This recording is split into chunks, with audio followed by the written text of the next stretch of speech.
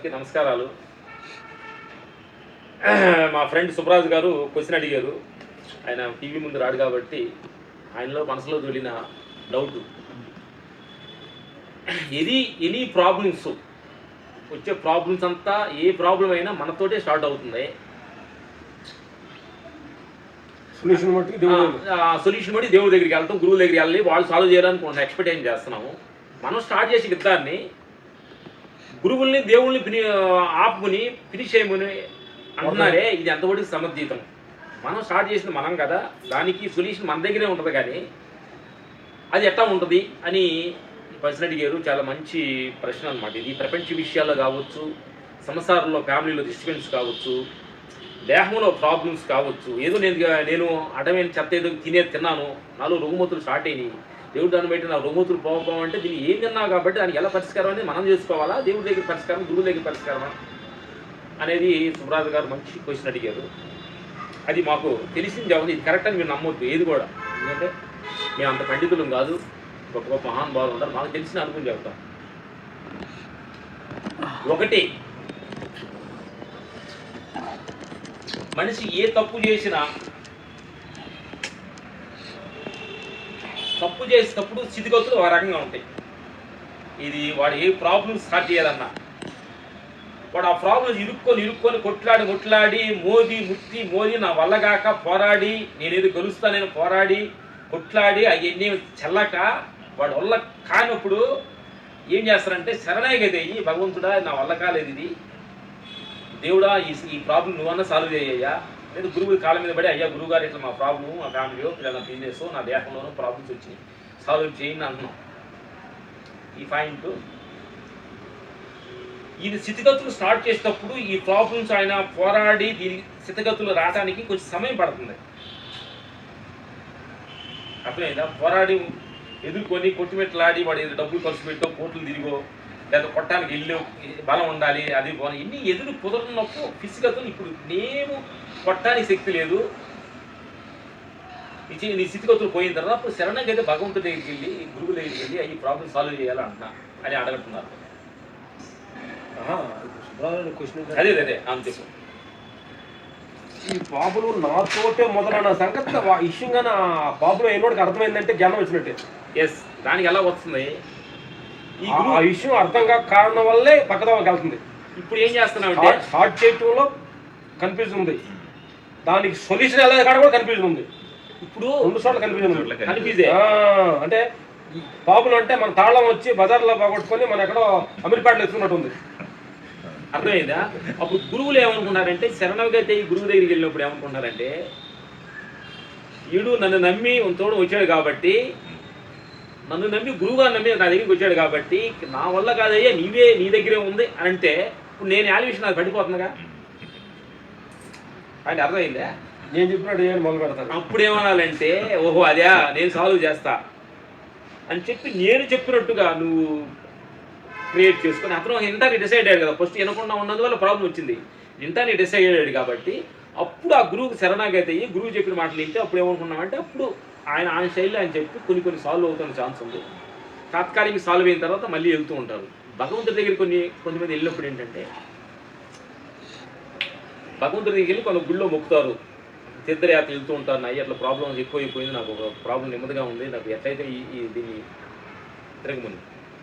అక్కడికి వెళ్ళిన తర్వాత ఎప్పుడైతే నీ భగవంతుడికి శరణాగతి అయ్యి, ఇక నేను ఈ ప్రాబ్లం నేను ఆగలేనయ్యా దీనికి సాల్వ్ చేయాలి, ఎప్పుడైతే శరణాగతి అయ్యి భగవంతుడు తల నుంచి నమస్కారం పెట్టావో, అప్పుడు నీ లోపల కోపం, నీ లోపల కామం, నీ లోపల దేశం అనేది కొంచెం దిగి తల వంచి దేవుడి దండం పెట్టావు చూడు, ఇది కొంచెం సాల్వ్ అయినట్టు ఫీలింగ్స్. సాల్వ్ కాదు అంటే కొంచెం, అంటే దాన్ని ఇప్పుడు అంటే ఒక మంట పైన నీళ్లు పోసేదానికను, అదే ఒక పెట్రోల్ పోసేదానికో కిరసనాలు పోస్తే అట్లా ఇంకా బంకుమంటది. అట్లా కాకుండా చాలామంది ఏం చేస్తున్నారంటే, నువ్వనే పాయింట్కి ఏదైతే ప్రాబ్లమ్స్ నీతోటి మనతోటి స్టార్ట్ అయిన ప్రాబ్లాన్ని, ఇప్పుడు నేతోటి ప్రాబ్లం అయింది నేను తెలియక అజ్ఞానంతో పక్కవాడు వాడి వలన అయింది, వీడి వలన అయింది, ఆవిడ వలన జరిగింది, వీడి వలన లాస్ అయ్యాను, వీడి వలన నేను నష్టపోయాను, కోపాలు అన్నీ ఏడు పక్కోళ్ళ మీద చూపించుకుంటూ మనం వెళ్తూ వలన దానివల్ల ఇంకా డబల్ అవుతుంది. అప్పుడు ఏంటంటే పక్కోడు వల్ల జరిగిందనే ప్రాబ్లాన్ని నీకు అర్థమైంది, నీ ప్రాబ్లం నా స్టార్ట్ అయిందని తెలియలేదు. అప్పుడు పక్కోడు అయినప్పటికీ వాడేదో కాంప్రమైజ్ అవుతాడు అనుకుంటే వాడు కాంప్రమైజ్ అయితే లేదు. ఇంకోటి ఏంటంటే ఇదే పాయింట్ బుద్ధుడికి వచ్చింది. బుద్ధుడికి మాధుడికి దుఃఖం రకరకాలుగా ఉన్న కారణం వల్ల రకరకాల గురువులు కలిశారు. రకరకాల ఆ గురువు సొల్యూషన్ ఎత్తాడేమో ఈ గురువు సొల్యూషన్ ఎత్తాడని 6 సంవత్సరాలు ఏకదాటిగా గురువును మార్చి తిరిగి ఏ గురువు దగ్గర సొల్యూషన్ రాలా. అప్పుడు అతను బుద్ధుడికి ఏంటి ఏ గురువు దగ్గర సొల్యూషన్ రాలేదని అంటే ప్రాబ్లం అక్కడ కాదు, నా దగ్గర జబ్బు ఎదురు టాబ్లెట్ వేసుకుంటే తగ్గదు, టాబ్లెట్ నేనే వేసుకోవాలి అనేది అని చెప్పి బుద్ధుడు గురువులు మొత్తాన్ని ఇస్త్రీ పక్కన కొట్టేసుకొని దీని అంతు సంగతి ఇది దుఃఖం అసలు ఎక్కడ మొదలైంది ఏంటని అతను ఎలా ట్రావెల్ మొదలయ్యాడు. సొయ్యి సూపుతో వెళ్ళాడు లోపలికి.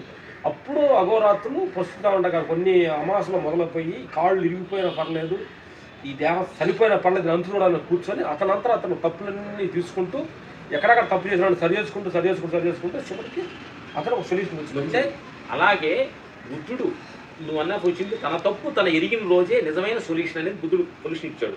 అలాగే మా జీవితానికి వచ్చింది, మా జీవితంలో రియల్గా జరిగిందనమాట. ఎందుకంటే దీని కొన్ని బుద్ధుడు అంటే 500 సంవత్సరాల నాటిది, ఇది మేము ఎలా చూసామా, అసలు ఉన్నాడా లేడా, ఇది నిజమా అని మీరు అనుకోవచ్చు చూస్తున్న ప్రేక్షకు దేవుళ్ళు. మా జీవితంలో జరిగిన సిచ్యువేషన్స్ ఒక 15 సంవత్సరాలప్పుడు మాకు తెలియకుండానే మా యూనియన్లో ఒక చిన్న ప్రాబ్లమ్స్ వచ్చింది. వచ్చి వాళ్ళు సాత్వికంగా చెప్పడం సాగారు, దానికి మేము ఆపోజిట్ డైరెక్షన్ మేము ఇవ్వడం సాగాము. అలా వాళ్ళే చూపించడం నీ తప్పు మీరేదైనా నన్ను ఏదో పడగొట్టడానికి ఏదైనా తప్పుని చెప్పి వాళ్ళ మీద చూపించడం పోతే అక్కడ పెంచుకున్నాం. ఒక 6 months మమ్మల్ని స్ట్రైక్గా అజ్ఞానవాసం అరణ్యవాసం 6 months 12 సంవత్సరాల 12 నెలల అజ్ఞాతవాసం మేము అనుభవించిన తర్వాత అప్పుడు మేము ఒక మంచోడి దగ్గరికి వెళ్ళి నువ్వు సాల్వ్ చేస్తావా గురువుల దగ్గరికి వెళ్ళి కాళ్ళు కొట్టుకుని నువ్వు సాల్వ్ చేస్తావా అని అడిగాం. ఆశ్రమంకి వెళ్ళాము, ధ్యానంలో కూర్చున్నాం, తపస్సు చేసాం. సాల్వ్ ఏమి ఆడట్లా, వాళ్ళు నువ్వు వాళ్ళని సాల్వ్ చేయని చెప్తున్నాం. కానీ మేము మనలో మార్పు రాలా. అప్పుడు అటు ఇటు తిరిగిన తర్వాత మరి విపాసనకి వెళ్ళాం. ఒక 8 నెలల తర్వాత వెళ్ళిన తర్వాత అప్పుడు దాకా బయట వాళ్ళు చూసిన తప్పులన్నింటినీ కళ్ళు మూస్తున్న తర్వాత బుద్ధుడు భగవాన్ ఏదైతే టార్గెట్ అతను చేశాడో నీ లోపలే టాబ్లెట్ ఏ మెడిసిన్ ప్రాబ్లం అంటే నీకేస్తేనే సాల్వ్ అవుతుంది, తక్కువలకైతే అవ్వదు. నేను దగ్గర పెట్టుకుని అవతల అంటే వాడి చేస్తాను టాబ్లెట్ అని ఒక విపాసనకి వెళ్ళి వచ్చిన తర్వాత 10 days కూర్చున్న తర్వాత మా లోపల ట్రావెల్ వెళ్ళిన తర్వాత అయింది. అప్పుడు అర్థమైంది ప్రపంచంలో ఎవరు తప్పు కాదు, తప్పు మాదే అన్న సంగతి ఇక్కడే ఉందన్న సంగతి తెలుసుకొని నేరుగా వచ్చి ఎవరైతే తప్పుడు ఏళ్ళు చూపించారో వాళ్ళ కాళ్ళ మీద పడి సారీ సార్ ఇట్లా జరిగిందంతా మిస్టేక్ మీది కాదు, మా తప్పు, మమ్మల్ని ఏం చేయమంటారు అని శరణాగతిని కోరితే సాల్వ్ అయింది. నువ్వు అన్న పాయింట్కి మన లోపలే ఉంది, మన లోపలే ఎతికితేనే దానికి సొల్యూషన్ తప్ప బయట ప్రపంచాల్లో గురువులు దేవుళ్ళు సొల్యూషన్స్ కాదు. పశ్చాత్తాపడి క్షమాపణ అడగడం తప్పు లేదు, కానీ సొల్యూషన్ ఎక్కడ ఉంది? నువ్వు మారాలి. ఇతను నాటిది నువ్వు కదా, దాని ఎవరు ఎక్కడ ఉంది, దాని మొదలు ఎక్కడ ఉందని నీకు తెలుసు కాబట్టి అది ఎలా వేయగలని నీకే తెలుసు, కానీ బయట వాళ్ళకి ఏం తెలుసు? నీకు అర్థమైందా? అందుకని ఏదైతే నువ్వు స్టార్ట్ చేసావో దానికి కారణం ప్రతి మనిషి, ఎవరుగా ఆడమనిషి కావచ్చు, మనవాళ్ళు కావచ్చు, ప్రపంచం కావచ్చు, దేహం కావచ్చు, ఏం కావచ్చు, దానికి సాల్వ్ మన దగ్గరే ఉంది. మనం వెనక్కి చూసుకొని సొల్యూషన్ వచ్చింది అనేది మేము అనుకున్నాం. సత్యం ఇది మేము అనుభవంతో చెబుతున్నాం. ఇది కరెక్ట్ కాదంటే చూసే ప్రేక్షకులు ఏమంటారో ఇంకా నెక్స్ట్ ఏమంటారా?